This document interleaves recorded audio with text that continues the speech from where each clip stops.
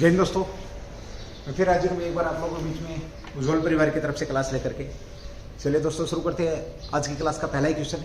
अभी हाल ही में आपका चर्चा में रहा है क्या रहा है, एक आर्थिक सर्वेक्षण हुआ देश के अंदर, वो चर्चा का विषय रहा है। तो कहाँ पर किया गया आर्थिक सर्वेक्षण? तो दिल्ली के अंदर एक आर्थिक सर्वेक्षण की रिपोर्ट जारी करी है, जो डिप्टी सीएम साहब है मनीष सिसोदिया साहब है जिन्होंने, तो उसके ऊपर हम बात करते हैं। लेते हैं पहला ही क्वेश्चन में आप लोगों का इस क्लास का। चलिए बात करते हैं भाई। क्वेश्चन नंबर 1 चर्चा में रहा है आर्थिक सर्वेक्षण। आर्थिक जो सर्वेक्षण है चर्चा में रहा है, किसने जारी किया है? सर्वेक्षण जो है किसके द्वारा जारी किया गया? अभी जो हाल ही में चर्चा में रहा आर्थिक सर्वेक्षण किसके द्वारा जारी किया गया? शानदार क्वेश्चन में ये पूछा जा सकता है, ध्यान रखिए। चलिए सबसे पहले तो बात करते हैं कि जो आर्थिक सर्वेक्षण है, यानी कि आर्थिक हालात, प्रति व्यक्ति आय को लेकर के भी इसके अंदर बात होती है, किस प्रकार, और भी बहुत सारे आंकड़े इसके अंदर दिए जाते हैं। तो ये जो है किसके द्वारा जारी किया गया है? तो आर्थिक जो सर्वेक्षण आपका बात करते हैं तो दिल्ली सरकार है। दिल्ली जो सरकार है, दिल्ली सरकार के द्वारा ये जारी किया गया है।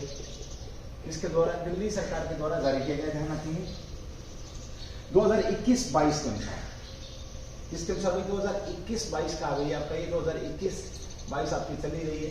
ये आर्थिक सर्वेक्षण अभी हाल ही में जारी किया गया है। किसने किया है? तो उप मुख्यमंत्री मनीष सिसोदिया, किसके द्वारा जारी किया गया है? तो जो डिप्टी सीएम है, डिप्टी सीएम मनीष जो सिसोदिया साहब है, सिसोदिया द्वारा जारी किया गया, दिल्ली सरकार ने जारी किया। और इसी के साथ इन्होंने क्या कहा है? इस सर्वेक्षण के अनुसार प्रति व्यक्ति आय की अगर हम बात करते हैं, इस सर्वेक्षण के अनुसार प्रति व्यक्ति आय की अगर हम बात करें तो दिल्ली आपकी कौन से नंबर पे आ रही है? दिल्ली आपकी तीसरे नंबर पर भी आती है। तो दिल्ली की बात करें तो दिल्ली, इसके अनुसार दिल्ली कौन से नंबर पर है? तो आपकी 3rd नंबर पर दिल्ली है। किसने इसको पीछे छोड़ा? प्रति व्यक्ति आय की बात करते हैं। प्रति जो व्यक्ति आय है, प्रति व्यक्ति आय की अगर बात करें तो सबसे जो टॉप पे है वो कौन भाई? आपका गोवा। कौन है? गोवा। और गोवा के बाद फिर कौन? आपका सिक्किम भाई। गोवा और सिक्किम के बाद आपका तीसरे जो नंबर पर आया है वो क्या है? आपका दिल्ली। प्रति व्यक्ति आय की बात करें, देखिए फिर सुनेंगे एक बार। आर्थिक सर्वेक्षण जो दिल्ली के मनीष सिसोदिया साहब ने एक रिपोर्ट सौंपी है, उस रिपोर्ट के अनुसार जो दिल्ली के अंदर अगर हम बात करते हैं, दिल्ली में आपका जो प्रति व्यक्ति आय है वो तीसरे नंबर पर है। तीसरे किसके बाद तीसरे नंबर पर भी आपकी है? तो इसकी अगर हम बात करते हैं तो तीसरे नंबर पर ये आपकी सिक्किम के बाद। तो देश के अंदर पहले नंबर पर कौन आ रहा है? आपका गोवा आ रहा है, और तीसरे नंबर पर कौन आपका? दिल्ली। ठीक है, ध्यान रखिए। चलिए 2021-22 में दिल्ली की प्रति व्यक्ति आय जो औसत आय से, यानी कि जो राष्ट्रीय जो औसत आय है, राष्ट्रीय जो औसत आय है, औसत जो आय है, इससे कितने गुना? 3 गुना फालतू आय है भाई। कहाँ की? फालतू आय है दिल्ली की। राष्ट्रीय औसत आय से 3 गुना फालतू है, जो सालाना आधार पर कितने प्रतिशत बढ़ी है? तो 16% है। एक साल में 16.8% बढ़ करके कितनी होगी? ये इसकी जो प्रति व्यक्ति आय, यह 4 लाख आपका 1,982 4,01,982 रुपए हो गई है प्रति व्यक्ति जो आय है सालाना, ये हो गई है। बढ़ी कितने प्रतिशत है? तो 16.81% आपकी ये बढ़ी है। ध्यान रखेंगे, शानदार क्वेश्चन दिया आपका। पहले नंबर पर कौन है? गोवा। दूसरे पे सिक्किम है। ये सारी चीजें आप लोगों को मालूम होनी चाहिए। ठीक है, चलिए अगली बात करते हैं। यहाँ पर बजट के अनुसार 2021 और 22 के बजट के अनुसार, 2021 जो 22 चालू वर्ष आपका 22-23, अगर 2021 और 22 की बात करते हैं हम यहाँ पर, तो बजट के अनुसार दिल्ली सरकार जो स्कूल थे, सरकारी स्कूल में पढ़ने वाले 15 लाख छात्र थे। कौन से? सरकारी स्कूल के। सरकारी जो स्कूलों में पढ़ने वाले छात्र कितने थे? इसी रिपोर्ट में इसका भी जिक्र किया गया है।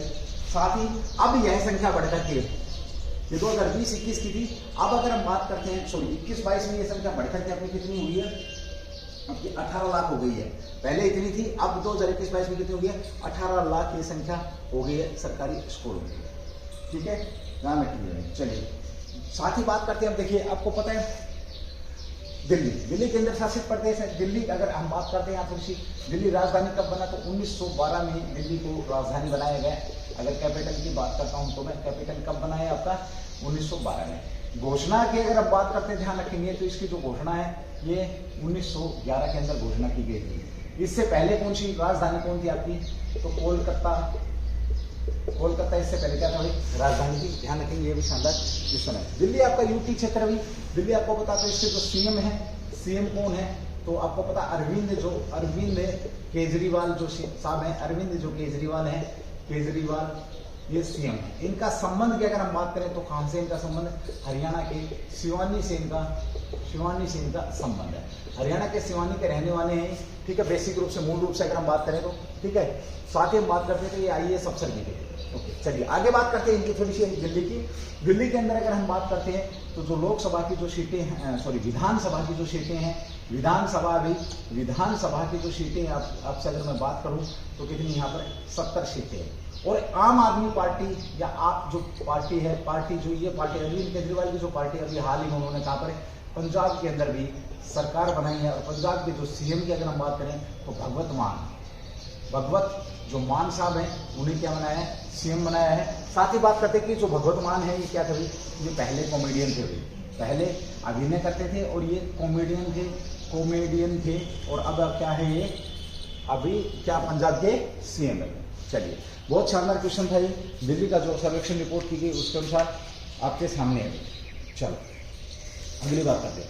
अगला क्वेश्चन भी बड़ा शानदार क्वेश्चन है, आप लोगों का ध्यान रखेंगे और साथ के साथ नोट करते रहेंगे। अगर स्क्रीनशॉट का टाइम नहीं मिला तो फिर मत बोलोगे।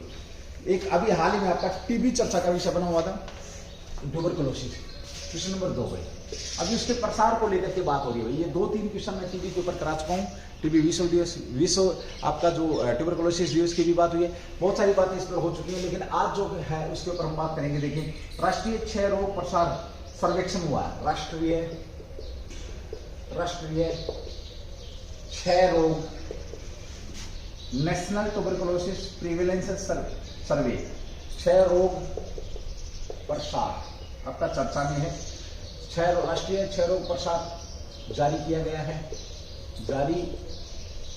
गया और ये चर्चा में यानी कि किस प्रकार से जो आपका ट्यूबरकुलोसिस है, क्षय रोग की बात करें तो जो आपका टीबी है किस प्रकार से प्रसार हो रहा है उसका एक सर्वेक्षण हुआ है। उस सर्वेक्षण के अंदर हम बात करते हैं किस प्रकार से भारतीय लोग कैसे कैसे ग्रसित है, उसके ऊपर बात करेंगे। हेल्थ से रिलेटेड क्वेश्चन है, इंपॉर्टेंट क्वेश्चन है, ध्यान रखने के लिए आपका। तो जारी किया गया राष्ट्रीय क्षय रोग नेशनल ट्यूबरकुलोसिस, अभी हाल ही में जारी हुआ आपका नेशनल एनटीपीएस जारी किया गया है अभी, नेशनल ट्यूबरकुलोसिस प्रिवेलेंस जो आपका सर्वे है 19-21 के अनुसार। देखिए किसकी बात कर रहा है ये, 2019 से 21 के अनुसार जो स्थिति है भारत की उसकी बात कर रहा है। के अनुसार हुआ क्या है, देखिए आपका एक है फुफ्फुसीय जो टीबी है आपकी, फुफ्फुसीय तपेदिक, ये आपकी पल्मोनरी ट्यूबरकुलोसिस इसको इंग्लिश में बोलते हैं तपेदिक। भाई तपेदिक जो आपका तपेदिक या इसको कह सकते हो आप पल्मोनरी जो टीबी है उसकी यहाँ पर ट्यूबरकुलोसिस की बात हो रही हुई। ये इसके मामले सबसे अधिक घटनाएं, तो इसकी जो सबसे अधिक घटनाएं देश के अंदर सबसे जो अधिक घटनाएं हैं, अधिक घटनाएं कहाँ पर हुई हैं, घटनाएं यहाँ सबसे ज्यादा कहाँ पर है, तो दिल्ली के अंदर सबसे ज्यादा अधिक घटनाएं आपकी जो पल्मोनरी टीबी की कहाँ पर हुई हैं, दिल्ली के अंदर हुई है। शानदार क्वेश्चन भी आपका, ठीक है, दर्ज कहां पर की है। और सबसे कम की अगर हम बात करते हैं तो सबसे कम कहां पर भाई आपका टीबी का जो प्रसार है तो वो कहां पर है आपका, केरल के अंदर है। कहां पर है, केरल में सबसे कम है और सबसे ज्यादा कहां पर आपका, दिल्ली के अंदर है। अगले क्वेश्चन की बात करते हैं। यहाँ पर देखिए 6 दशकों के बाद सर्वेक्षण किया गया है। ये जो सर्वेक्षण 6 दशकों के बाद हुआ है। केंद्रीय स्वास्थ्य मंत्री, उद्देश्य क्या इसका, उद्देश्य है इस सर्वेक्षण का, तो स्वास्थ्य मंत्रालय टीबी दिवस को चिन्हित करने के लिए जारी किया गया है। किसके लिए, 6 दशकों के बाद हो रहा है, 6 दशकों के बाद हो रहा है भाई, ठीक है। टीबी दिवस जो आपका टीबी दिवस है, टीबी दिवस को चिन्हित करने के लिए चिन्हित करने के लिए कह सकते हो। साथ में हम यहाँ पर बात करते हैं आपकी 6 दशकों के बाद यह सर्वेक्षण किया गया केंद्रीय स्वास्थ्य मंत्रालय द्वारा। ये मंत्रालय कौन सा भाई आपका? मंत्रालय की बात करते हैं तो केंद्रीय स्वास्थ्य जो मंत्रालय है, मंत्रालय के द्वारा इसको जारी किया गया। किसके द्वारा जारी किया गया? तो केंद्रीय स्वास्थ्य मंत्रालय के द्वारा ये जो सर्वेक्षण आपका इसको जारी किया गया है, ध्यान रखेंगे। और सर्वेक्षण में पाया देश के 64% जो टीबी रोग सूचक आबादी 2020-21 की अवधि के बीच स्वास्थ्य लेने में असमर्थ थी, यानी कि 64% देश की जो टीबी थी, जिन लोगों को वो असमर्थ थे इसका इलाज कराने के लिए, स्वास्थ्य सुविधाएं लेने के लिए क्या थे? असमर्थ थे। चाहे वो आप कह सकते हो उनको सुविधाएं नहीं मिल रही हो, चाहे उनके पास डॉक्टर नहीं हो, चाहे उनके पास पैसा नहीं हो, रीजन कोई भी रहा हो, 64% जो 6 दशकों की बात करा तो 64% लोग क्या थे? असमर्थ थे। 19 से 21 की बात हो रही है। देश में 15 वर्ष से अधिक आयु की आबादी टीबी प्रसार प्रति व्यक्ति, तो जो 15 वर्ष से ज्यादा के जो लोग हैं उनमें टीबी कितने प्रतिशत बढ़ रही है, ध्यान रखेंगे। तो ये 1 लाख पर आपके 312 लोगों में है भाई, 1 लाख पर 312 मामले हैं। और वैश्विक स्तर से ये कितना? 2 गुना अधिक है। ये बड़ा अच्छा क्वेश्चन है। वैश्विक स्तर यानी कि विश्व के हिसाब से अगर मैं बात करूं तो ये भारत में जो आंकड़ा है ये क्या है? दुगना है। तो विश्व स्तर पर क्या है ये आंकड़ा आपका 127 भाई, यानी कि विश्व में तो 1 लाख में आपके 127 लोग हैं और भारत के अंदर 1 लाख में आपके 312 हैं, ध्यान रखिए। और 15 वर्ष से अधिक की ही बात करें, 15 वर्ष से अधिक जो आयु के लोग हैं कितने प्रतिशत लोगों को टीबी? तो 31.7 एग्जैक्ट बात करें तो 31.7% लोगों को भाई टीबी है, ध्यान रखेंगे। तो ये राष्ट्रीय क्षय रोग प्रसार की अगर हम बात करते हैं, सर्वे जारी किया है, स्वास्थ्य मंत्रालय के द्वारा जारी किया है, 6 दशकों का आंकड़ा उठाया। इसमें रिपोर्ट इन्होंने 2019 से 21 के बीच में दी है। इन्होंने सबसे ज्यादा जो प्रसार बताया कहां पर? दिल्ली में सबसे कम, कहां पर हो रहा है आपका? केरल के अंदर। 15 वर्ष से जो अधिक आपके हैं उनमें कितने प्रतिशत? तो 31.7% जो लोग हैं वो टीबी के शिकार हो रहे हैं। और पहले की अगर हम बात करते हैं 64% जो लोग थे वो ये स्वास्थ्य सेवाएं लेने में क्या थे? असमर्थ थे, चाहे रीजन कोई भी रहा हो। पूरे देश की यहाँ पर बात हो रही है। और जो देश की अगर हम प्रति व्यक्ति की बात करते हैं 1 लाख पर 312 है, ये दुगना है विश्व से। क्या है? दुगना। तो विश्व स्तर पर अगर बात करते हैं तो 127 है। शानदार क्वेश्चन आपका रहने वाला है। इस सर्वेक्षण में पीटीबी संक्रमण का प्रचार की अगर हम बात करें, जो परमानेंटली आपका ट्यूबरकुलोसिस है उसकी अगर हम बात करते हैं तो प्रसार कितना भाई? प्रसार इसका 21.7% था। कितना था? 21.7% था। भारत में सबसे अधिक प्रसार था दिल्ली की मैंने बात करी तो दिल्ली में कितना भाई आपका? 747 था, ध्यान रखेंगे। और सबसे कम आपका गुजरात में, सबसे कम आप कह सकते हो केरल के अंदर था। सबसे कम केरल में दर्ज किया गया था। ठीक है भाई, ओके। चलिए, ये था आपका क्या? ट्यूबरकुलोसिस के प्रसार को लेकर के या टीबी के प्रसार को लेकर के। 6 रोग भी कह सकते हैं आप इसको, पल्मोनरी टीबी भी कह सकते हैं। तो जो सर्वेक्षण था अच्छा सर्वेक्षण था। क्वेश्चन तुम्हारे लिए है कि स्वास्थ्य मंत्री आपके कौन है? स्वास्थ्य मंत्रालय किसके अंदर काम कर रहा है? ठीक है, चलिए अगले क्वेश्चन पर बात करते हैं।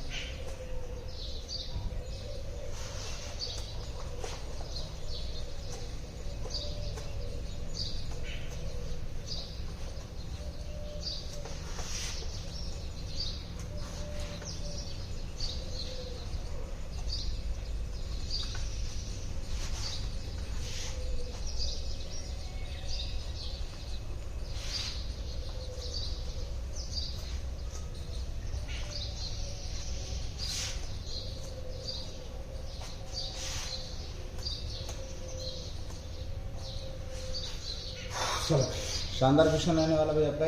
तो उज्जवल परिवार आप लोगों के बीच में इसी प्रकार से बना रहेगा, ध्यान रखेंगे आप लोग।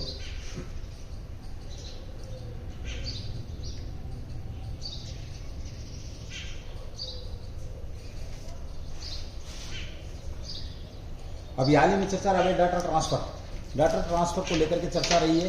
तो किसके द्वारा अनुमति दी गई है? डाटा ट्रांसफर की चर्चा की अनुमति किसके द्वारा दी गई है? ध्यान रखेंगे।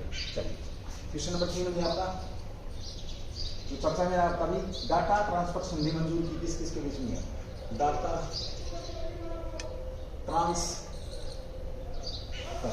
ट्रांसफर संधि को मंजूरी दी गई है। संधि को मंजूरी दी है जो चर्चा में है। यह क्या है? यह देखिए डाटा ट्रांसफर यानी कि एक जगह से दूसरे जगह पर जो डाटा, आजकल तो रोड़ा भाई डाटा का टेक्नोलॉजी का युग है, आपको पता। तो ये संधि हुई है कि कहाँ कहाँ कैसे कैसे लोग इसके अंदर क्या है इन्वॉल्व हैं, इसके ऊपर हम बात करेंगे। देखिए सबसे पहले यह मंजूरी किसने दी? अमेरिका और यूरोपियन यूनियन ने। किसने दी?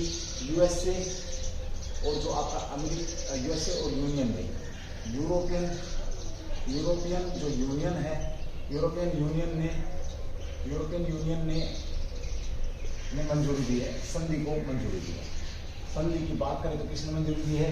तो यूरोपियन यूनियन ने संधि को मंजूरी दी है। ध्यान रखेंगे, ये आपका शानदार क्वेश्चन यहाँ पर बनता है। अमेरिका और यूरोप ने घोषणा कर दी किसकी भी? डाटा हस्तांतरण के उद्देश्य के लिए एक नया ढांचा बनाने की इनके पास सैद्धांतिक रूप से समझौता हो चुका है, जिसकी मैंने भी बात करी है। यह घोषणा गूगल और मेटा जैसी कंपनियों के लिए, इससे फायदा किसको होने वाला भी? फायदे की अगर हम बात करें तो गूगल और मेटा है। मेटा जो कंपनी है, गूगल और मेटा जो कंपनी आपको डाटा प्रोवाइड कराती है, कंपनी है, कह सकते हो उनको इसका बेनिफिट होने वाला है। ध्यान रखिए, 1 साल से अधिक से लंबे समय प्राइवेसी जो स्लाइड को बदलने के उद्देश्य से योजना बना रहे थे। प्राइवेसी को लेकर के कुछ बातें हो रही थी, प्राइवेसी स्लाइड को लेकर के, तो इनके ऊपर अभी इन्हें थोड़ी सी राहत मिली है। ठीक है, राहत मिली है इन दोनों को भी, और अमेरिका के साथ साझा करने की अनुमति दी थी। यूरोपीय लोगों के डाटा को, अब क्या हुआ, जो यूरोपियन जो, अब देखो था क्या, यूरोप के जो लोग थे, यूरोप के लोगों को अमेरिका के साथ डाटा साझा करने पर क्या एक किस्म से पाबंदी थी। अब वो पाबंदी हटा दी गई है, जिससे इन कंपनियों को बेनिफिट हो गया है। अब पूरा मैटर आप समझेंगे इस बात को। तो यूरोपियन जो लोग थे उनके डाटा को लेकर के किसके, अमेरिका के लोगों को देने के ऊपर कुछ पाबंदियां लगाई गई थी, वो यहाँ पर बात हो रही है। तो इस व्यवस्था से जो फर्मों को, यूरोपीय लोगों को, जो यूरोप के जो लोग हैं, यूरोपीय जो लोग हैं, इन लोगों के डाटा को अमेरिका के साथ साझा करने की, यूरोप के लोगों के डाटा को यूएसए के लोगों से, यूएसए के जो लोग हैं उन लोगों से साझा करने की अनुमति मिल जाएगी, साझा करने की अनुमति मिल जाएगी। प्राइवेसी को लेकर के अभी तक इसके ऊपर क्या विवाद था, ये विवाद क्या कर दिया गया, हल कर दिया गया। ध्यान रखेंगे, अनुमति देती है। इनकी जो जुलाई 2020 में प्राइवेसी स्लाइड को अमान्य कर दिया गया था। कब भाई? आपका जुलाई 2000, जो इनकी स्लाइड थी 2020 में, जुलाई 2020 में जो प्राइवेसी जो स्लाइड की पीएस थी जो इनकी, उसको अमान्य कर दिया गया था, अमान्य। और अभी ये समझौते के द्वारा इसको क्या कर दिया गया, मान्य कर दिया गया। ध्यान रखिए, नया समझौता क्या हुआ, गोपनीयता और इससे संबंधित नियमों के प्रति प्रतिबद्धता पर प्रकाश डाला गया है। नया ढांचा तैयार किया गया है, जिससे क्या होगा, जो प्राइवेसी है, यानी कि कुल मिलाकर के अगर बात करें तो डाटे से जो प्राइवेसी लीक होने वाली, उस प्राइवेसी को नए ढांचा देकर के एक समझौता कर दिया गया है। और अब इनको ये चर्चा में रहा आपका। तो यूएसए और क्या आपका यूरोपियन संधि, यूरोपियन यूनियन के बीच में जो संधि हुई है, कंपनी को अभी क्या हो जाएगा, ये बेनिफिट हो जाएगा। अब थोड़ी सी बात करते हैं एक बार, देखिए यूएसए की। तो यूएसए की अगर हम बात करते हैं, यूएसए 1492 में आपका, 1492 में इसकी खोज करी। 1492 में किसने भी? कोलंबस ने इसकी खोज करी। साथ ही बात करते हैं वर्तमान में, तो विश्व में सबसे पहला लिखित संविधान इसी का था। लिखित जो संविधान था इसी का है, किसका? यूएसए का। सबसे छोटा संविधान भी अगर बात करें तो सबसे छोटा संविधान भी इसी का था, किसका? यूएसए का था, यूएसए का इसी का है, कह सकते हैं। सबसे बात करते हैं साथ ही, जो इसका संविधान लिखा कब गया था, 1787 में इसका संविधान लिखा गया था यूएसए का। ठीक है, इसे लागू कब किया? 1789 में इसको लागू किया गया था। ध्यान रखिए। और जब ये सबसे ताकतवर बनके, शक्ति बनकर कब उभरा आपका, तो शक्ति बनकर कब उभरा आपका, तो दूसरे विश्व युद्ध के बाद कह सकते हैं विश्व युद्ध जब दूसरा हुआ था। आज भी दुनिया तीसरे विश्व युद्ध के मुहाने पर खड़ी है। जब इसने 6 अगस्त और अब 9 अगस्त को कहाँ पर, जापान पर क्या किया था इसने, परमाणु जो हमला किया था। परमाणु हमला करने के बाद ये क्या हुआ था, हमला करने के बाद जो विश्व युद्ध खत्म हुआ था, उसके बाद आपका ये हाईलाइटेड बनता है। वर्तमान में स्थिति की बात करते हैं तो क्या जो बाइडन साहब क्या है, जो बाइडन इसके क्या है, यूएसए के प्रेसिडेंट हैं। जो बाइडन क्या है, यूएसए के राष्ट्रपति हैं। ठीक है। उपराष्ट्रपति की अगर हम बात करते हैं, उपराष्ट्रपति आपके तो आपकी कमला हैरिस है। कमला हैरिस जो भारतीय मूल की है।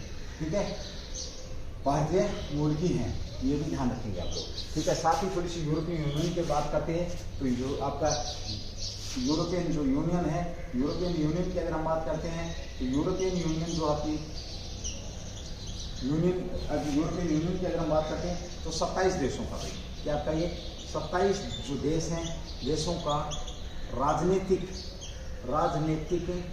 और आर्थिक किस प्रकार का समूह है, राजनीतिक और आर्थिक समूह है, ध्यान रखिए।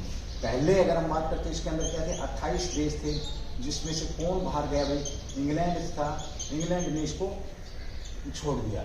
इसकी जो मुद्रा थी अगर हम बात करें तो मुद्रा की अगर हम बात करते हैं तो मुद्रा क्या है इसकी, यूरो मुद्रा है। और इन 27 में से कह सकते हो आप इसके 21 देश क्या भाई, 21 देश आपके नाटो के भी सदस्य हैं। नाटो चर्चा में है, ध्यान रखेंगे, ठीक है। नाटो के भी जो आपका सैन्य संगठन है, ध्यान रखिए। साथ ही बात करते हैं इसकी स्थापना रोम की संधि के द्वारा 1 जनवरी 1957 को हुई थी। स्थापना की अगर हम बात करते हैं यूरोपियन यूनियन की तो रोम की जो संधि थी, इस संधि के द्वारा कब एक आपका ये है आपका 1 जनवरी 1957 में, 1 जनवरी 1957 में। और उस समय देश कितने थे, 6 देश इसके साथ थे। 6 देशों ने मिलकर इसका क्या किया था, खड़ा किया था। उसके बाद जो आधुनिक रूप दिया गया कब, 1992 में मैस्ट्रिक्ट की संधि के द्वारा इसको आधुनिक रूप दे दिया गया, जो कि राजनीतिक और आर्थिक आपका क्या है कि ये यूरोपियन संघ है। ये क्या था आपका, यूरोपियन संघ। शानदार क्वेश्चन था। अगले क्वेश्चन के ऊपर बात करेंगे। हेडक्वार्टर की बात करें इसकी तो हेडक्वार्टर कहाँ पर इसका, ब्रुसेल्स के अंदर, बेल्जियम कह सकते हो, बेल्जियम ब्रुसेल्स के अंदर क्या इसका, ब्रुसेल्स के अंदर यूरोपियन यूनियन का क्या है, हेडक्वार्टर है। ये भी क्वेश्चन आपका बन जाएगा, ठीक है। अध्यक्ष हैं डोनाल्ड टस्क, इसके यूनियन हेडक्वार्टर की बात होगी। अब अध्यक्ष की थोड़ी सी बात कर लेते हैं। अध्यक्ष कौन कहाँ पर है, कौन इसके, डोनाल्ड टस्क जो क्या है इसके अध्यक्ष हैं। ये कौन है आपके, पोलैंड के पूर्व पीएम है, पोलैंड के पीएम है, ध्यान रखेंगे, पोलैंड के पीएम है ये। और 1 दिसंबर 2019 से ये इस पद पर हैं भाई आपके यूरोपियन यूनियन के अध्यक्ष के तौर पर अगर हम बात करते हैं।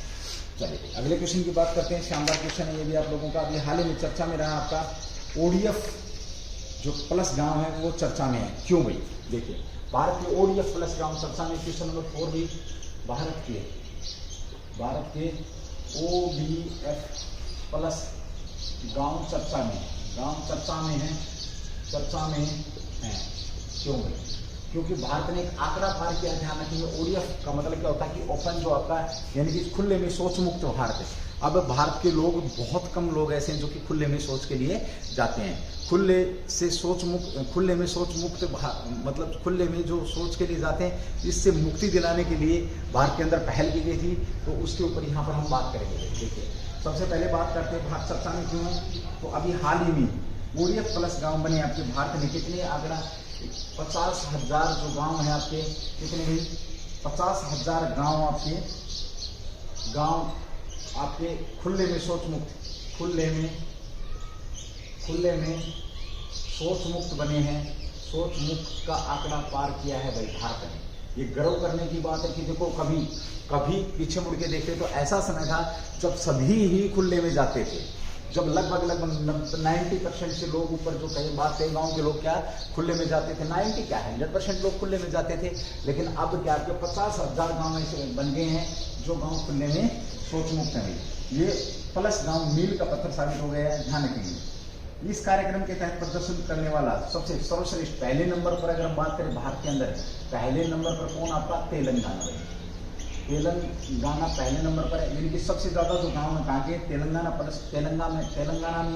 13,960 क्या मान गए भाई। ODF प्लस जो गांव है, ODF है प्लस गांव कहाँ पे, 13,960 आपके तेलंगाना के अंदर है। सबसे नया स्टेट और इतनी बड़ी अचीवमेंट मानने वाली बात है भाई, ठीक है। अच्छी मेहनत करी है जो भी सरकार रही है, जिसने भी। और उसके बाद दूसरे नंबर पर अगर हम बात करें तो पहला नंबर ये हो गया आपका। दूसरे नंबर की अगर बात करते हैं तो क्या आपका दूसरे नंबर पर तमिलनाडु है भाई, तमिलनाडु है। और तीसरे नंबर की अगर हम बात करते हैं तो आपका MP है, MP मामा की नगरी मध्य प्रदेश है। तीसरे नंबर पर अगर हम बात करते हैं तो थर्ड पर आपका ये, ठीक है। चलिए इसकी बात करते हैं किसमें, जल शक्ति मंत्रालय। जल शक्ति जो मंत्रालय है आपका, जल शक्ति मंत्रालय के अनुसार ओडीएफ मिशन को प्राप्त करने के लिए कई चीजें की जरूरत पड़ी है। जल शक्ति मंत्रालय क्या ओडीएफ जो प्लस की बात करते हैं, इसके लिए कई मंत्रालयों ने कई लोगों ने काम, जिसमें गोवर्धन योजना भी आती है। कौन कौन सी, गोवर्धन योजना भी, गोवर्धन योजना, बायोडिग्रेडेबल कचरा प्रबंधन, गोवर्धन योजना का योगदान रहा है योजना। साथ ही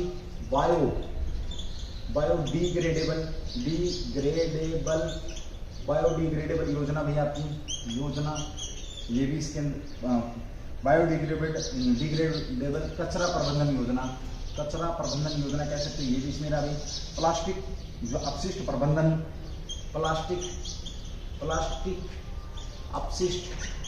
अपशिष्ट जो प्रबंधन है, ये भी यहाँ पर हो रहा है, ठीक है। ग्रे वाटर प्रबंधन, मल कीचड़ प्रबंधन, और आपका ग्रे वाटर, कैसा भाई, ग्रे वाटर जो प्रबंध है, वाटर प्रबंध, और मल कीचड़ प्रबंध, और मल कीचड़ जो प्रबंध है, मल कीचड़ जो प्रबंध है, ये सारे के सारे जो काम हुए उनसे हमने इस ओडीएफ प्लस को क्या मिली, एक नई दिशा मिली है।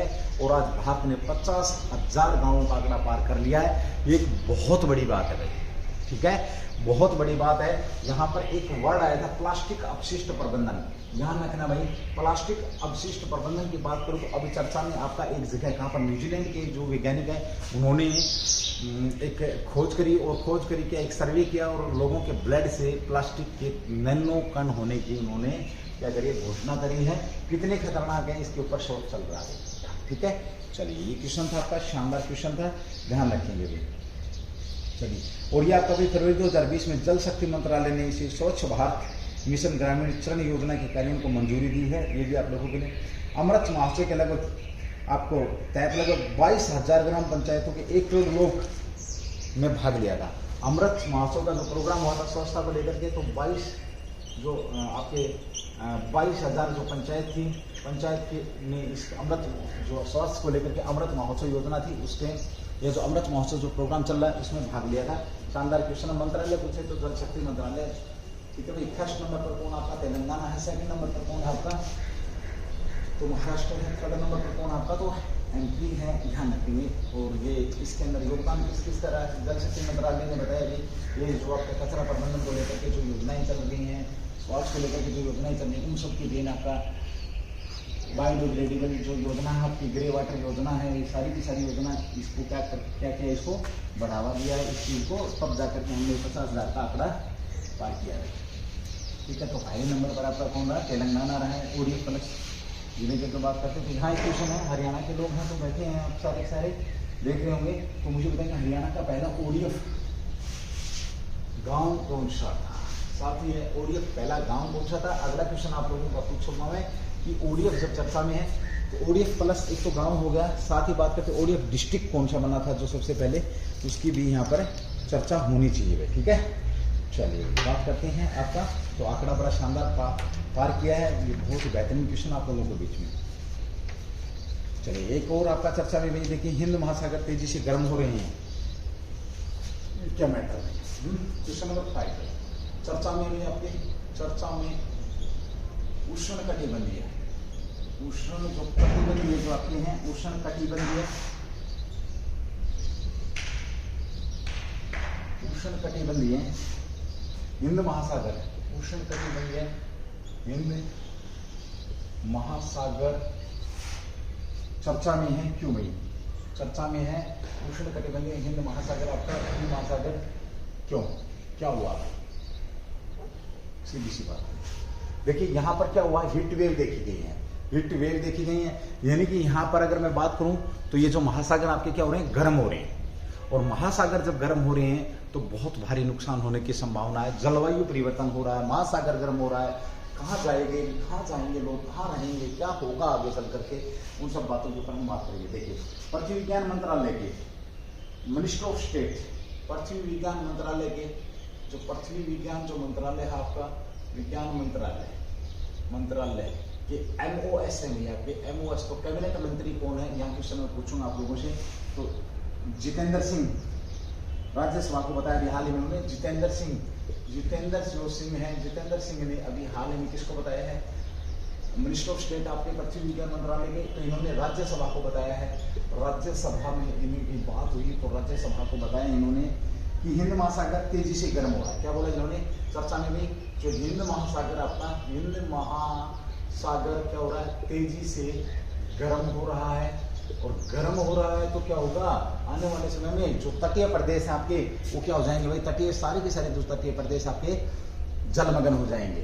ठीक है, चलिए अगली बात करते हैं क्या क्या होने की संभावना है। देखिए 1951 से 2015 के बीच में, 1951 से 2015 के बीच में रोंगटे खड़े करने वाला है। समुद्र का तापमान कितना बढ़ा भाई, तापमान की अगर हम बात करें इसका, समुद्र का जो तापमान है 1 डिग्री सेल्सियस बढ़ गया, जो कि खतरनाक है। ठीक है, और इसमें इसकी जो औसत वृद्धि है वो प्रति दशक 0.5 डिग्री, यानी कि 10 वर्ष में इसकी औसत निकाली गई है तो 0.15 है, जो आपका डिग्री सेल्सियस है। डिग्री क्या है, ये यहाँ पर बढ़ रहा है, जो कि बहुत ज्यादा है।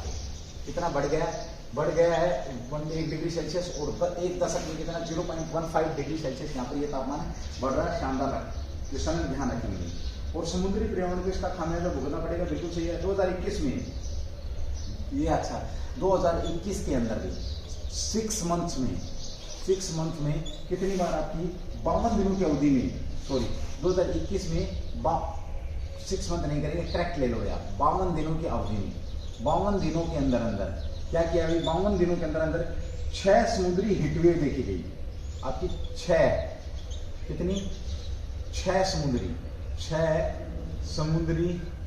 हीटवेव देखी गई, यानी कि समुद्र में जो तापमान ज्यादा बढ़ जाता है तो जो लहरें वो उठती है तो उन्हें हीटवेव की बात करते हैं। तो 6 समुद्री हीटवेव देखी गई। कितने दिन के अंदर देखी गई आपकी, केवल 52 दिन के अंदर हीटवेव देखी गई है।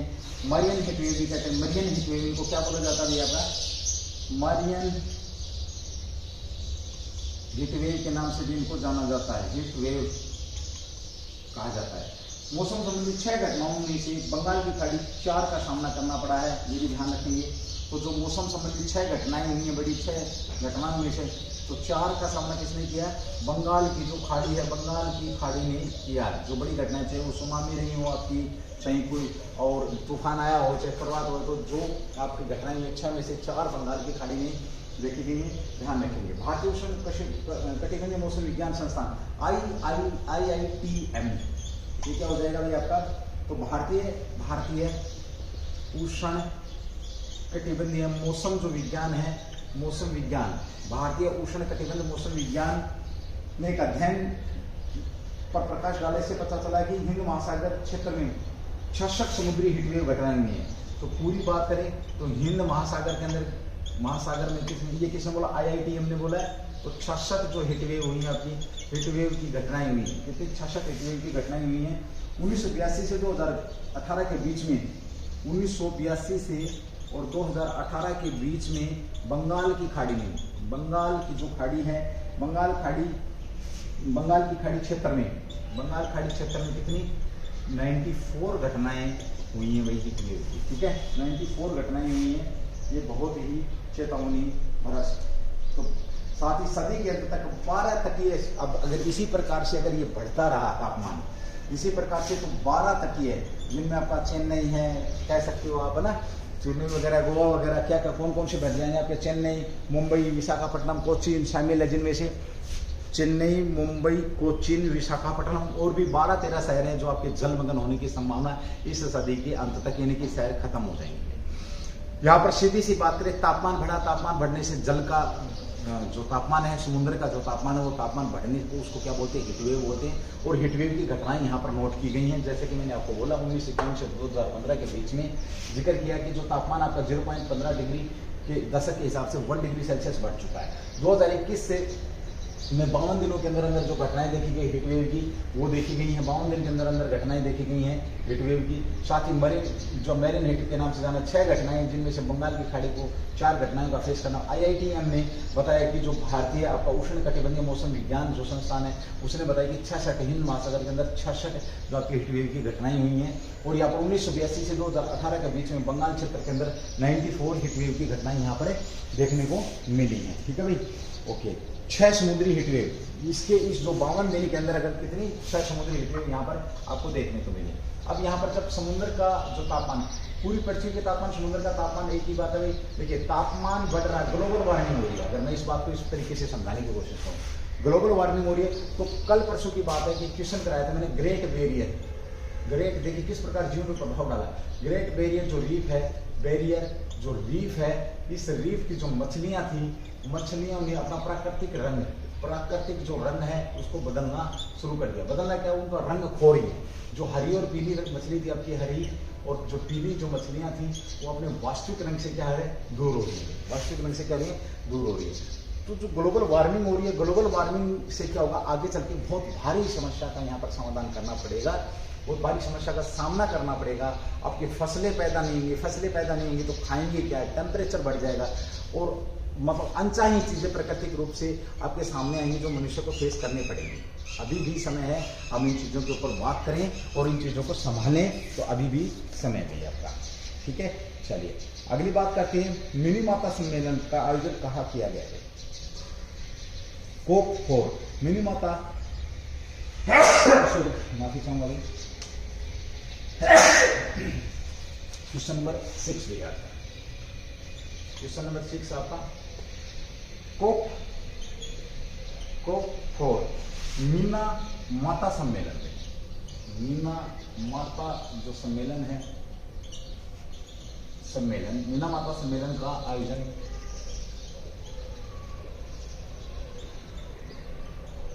कहाँ किया गया?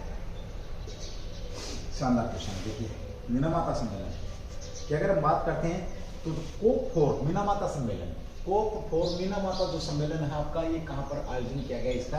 तो ये आयोजन किया गया अभी इंडोनेशिया के बाली में। कहां पर?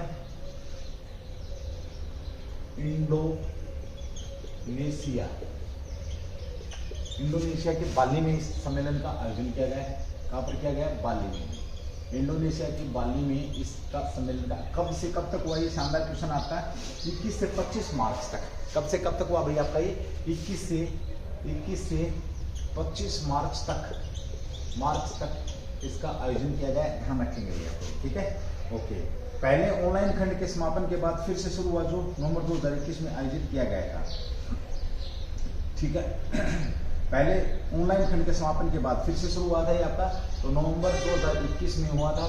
ठीक है, अब ये 2022 में आपका यहाँ पर हो रहा है। ठीक है, हो चुका आपका। कई महत्वपूर्ण विषय इसमें बात करें तो कन्वेंशन की प्रभावशीलता का मूल्यांकन रूपरेखा, इसमें 9 निर्णय लिए गए। मोटे तौर पर अगर बात करते हैं इसके अंदर क्या भाई, 9 निर्णय लिए गए हैं। 9 निर्णय लिए गए भाई, ध्यान रखें, 9 फैसले यहाँ पर लिए गए हैं। ठीक है, जैव विविधता के नुकसान, मोटी बात करें उद्देश्य क्या है, किस बात को लेकर के, तो जो जैव विविधता की बात होगी यहाँ पर, जलवायु की बात होगी भाई, जैव विविधता, जलवायु परिवर्तन को लेकर के बात होगी, अपशिष्ट और प्रदूषण, अपशिष्ट और प्रदूषण भाई, प्रदूषण पर चर्चा हुई है। ठीक है, बड़ा शानदार क्वेश्चन आप लोगों का ये भी है। देखिए थोड़ी देर पहले जब मैं ये क्वेश्चन करा रहा था, इसके अंदर जलवायु परिवर्तन ही था, ये आपका जो ग्लोबल वार्मिंग हो रही है उसी को लेकर के कोप 4 आपका मीना माता के अंदर इंडोनेशिया के अंदर हुआ। इस पर जलवायु परिवर्तन को लेकर के भी बात हुई, चुनौतियों से निपटने के लिए भी। उद्देश्य की बात करें तो पर्यावरण और मानव स्वास्थ्य को पारे को जारी करना और मानव जनित उत्सर्जन से बचाना उद्देश्य। वह किस पर है? पारा और मिनीमाता के अंदर जो हुआ आपका पारा पर मिनीमाता सम्मेलन किस पर हुआ भाई? आपका पारा जो है, पारा पर हुआ है, ध्यान रखेंगे। तो यहाँ पर उद्देश्य की बात करें, देखिए पर्यावरण और मानव स्वास्थ्य पर्यावरण और मानव स्वास्थ्य को पारे को जारी करना,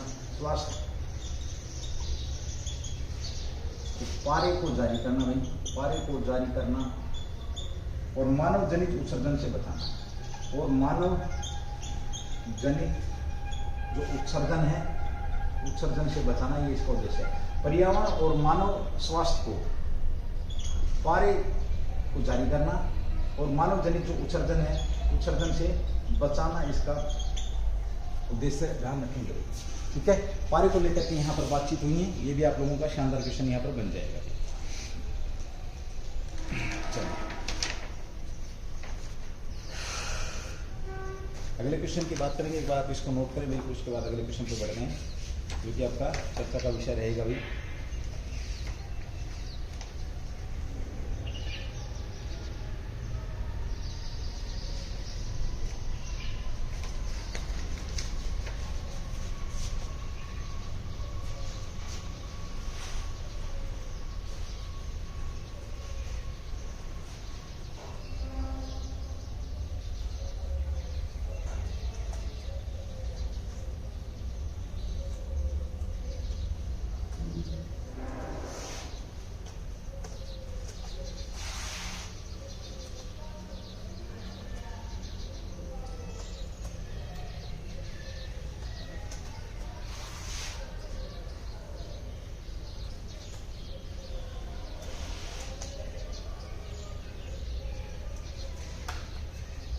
टीबी आपका चर्चा में है। फिर एक क्वेश्चन आ रहा है, टीबी को मिटाने के लिए किस पहल को लॉन्च किया गया है? यानी कि टीबी को मिटाने के लिए, टीबी को मिटाने के लिए किस पहल को लॉन्च किया गया है?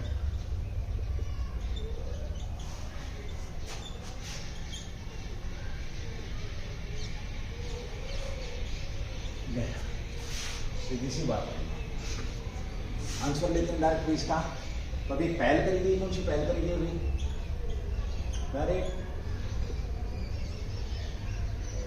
टू इरा डी टीपी, इस पहल को इन्होंने लॉन्च किया। डायरेक्ट DERE डायरेक्ट टू इरा DTB, इस पहल को लॉन्च किया है। ध्यान रखेंगे कौन सी पहल लॉन्च हुई है? टीबी को मिटाने के लिए।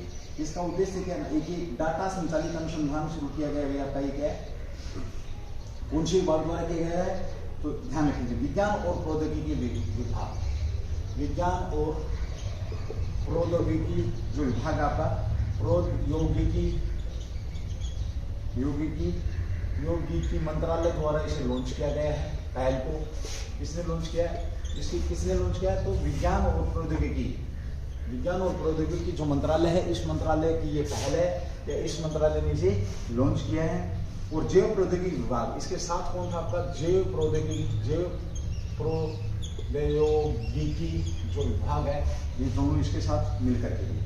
यह टीबी जो मार्च आपको विश्व टीबी दिवस के रूप में शुरू की गई थी, यह पहल कब भाई? इसको प्रारंभ कब किया गया था? स्टार्ट की बात करें, स्टार्ट कब किया गया था इसे?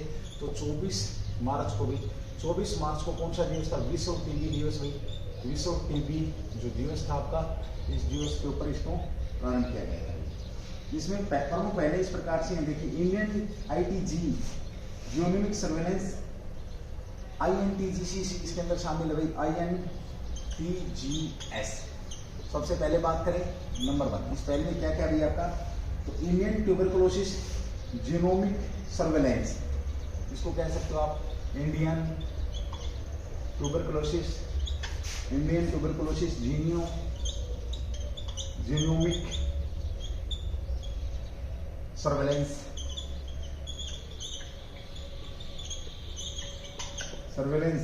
ठीक है भाई। इंडिया टीबी नॉलेज हब, दूसरा क्या है इसके अंदर भी आपका? इंडियन, यानी कि देखा जाएगा कहाँ कैसे क्या टीबी बढ़ रही है।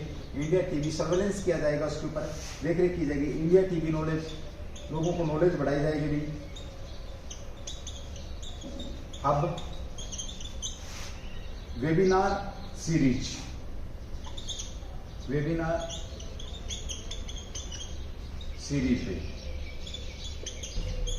ये भी इसी में आपका।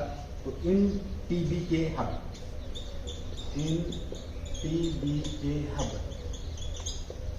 ठीक है, ये भी है भाई आपका। साथ ही बात करते हैं साक्ष्य आधारित आहार विकास करना।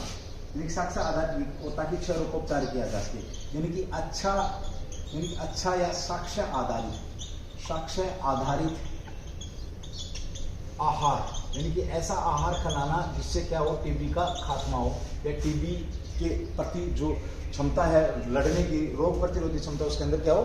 शामिल हो उस आहार के अंदर। तो 3 ये यहाँ पर लॉन्च करी गई हैं, ध्यान रखिए।